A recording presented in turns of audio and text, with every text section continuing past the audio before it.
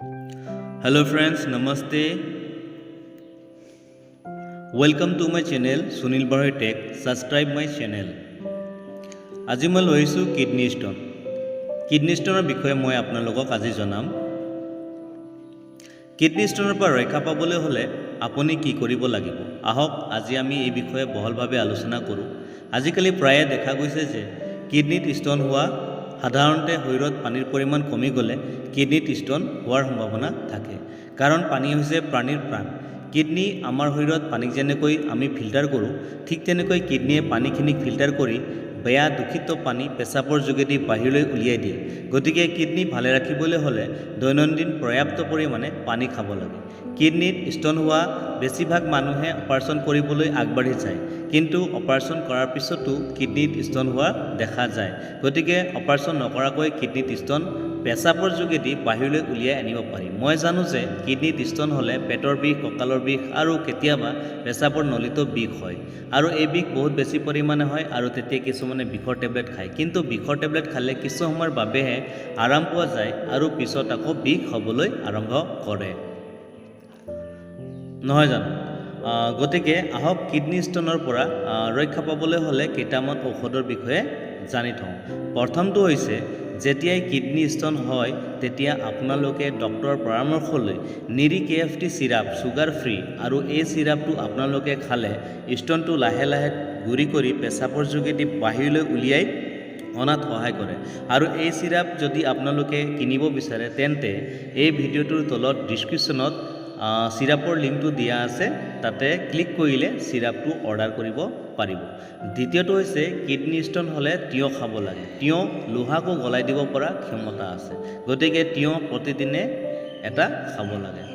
3 নম্বৰটো হৈছে দুপৰ টেঙাৰ পাত পিচি প্ৰতিদিনে খালী পেটত খাই থাকিব লাগে, আৰু এই পাত খালে যথেষ্ট আৰাম পোৱা যায়। 4 নম্বৰটো হৈছে ছজিনা সৰু সৰু কাটি আধা লিটাৰ পানীত উতলাই 1 কাপ খোৱাকৈ ঠাণ্ডা কৰি ৰাতিপুৱা খালী পেটত খাব লাগে, আৰু এই ছজিনাৰ পানী খালে কিডনীত ষ্টোনটোক টুকুৰা টুকুৰ কৰি পেচাবৰ যোগেদি বাহিৰ কৰাত সহায় কৰে। 5 নম্বৰটো হৈছে কলগছ এজোপা কাটি মাজতে অলপমান খাল কৰি তাতে জিৰা আৰু মেথি কিছু পৰিমাণে খালত দি ৰাতি ভাগত কলপাতৰে মুখখন ঢাকি থ'ব লাগে, আৰু প্ৰায় 24 ঘণ্টা হোৱাৰ পিছত সেই পানী উলিয়াই আনি প্ৰতিদিনে ৰাতিপুৱা খালী পেটত আধা গিলাচ কৰি খাব লাগে, আৰু এনেদৰে খালে ষ্টোন টুকুৰা টুকুৰ হৈ বাহিৰ হৈ যায় আৰু জীৱনত কেতিয়াও কিডনীত ষ্টোন হোৱাৰ সম্ভাৱনা নাথাকে।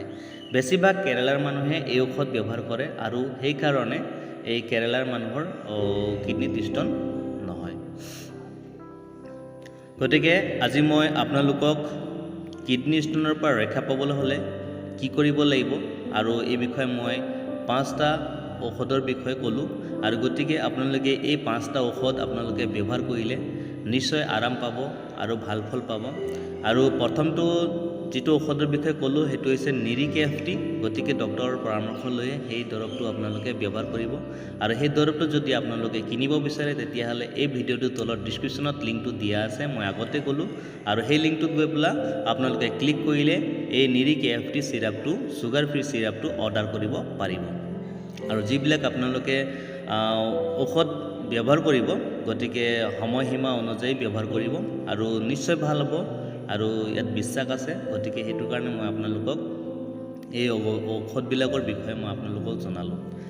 আৰু এই ভিডিঅ'টো চাই যদি আপোনালোকক ভাল লাগিলে তেতিয়াহ'লে লাইক, কমেণ্ট, ছাবস্ক্ৰাইব আৰু বন্ধু বান্ধৱসকলক শ্বেয়াৰ কৰি দিব, আৰু লগতে বেল আইকনটো দবাই দিব।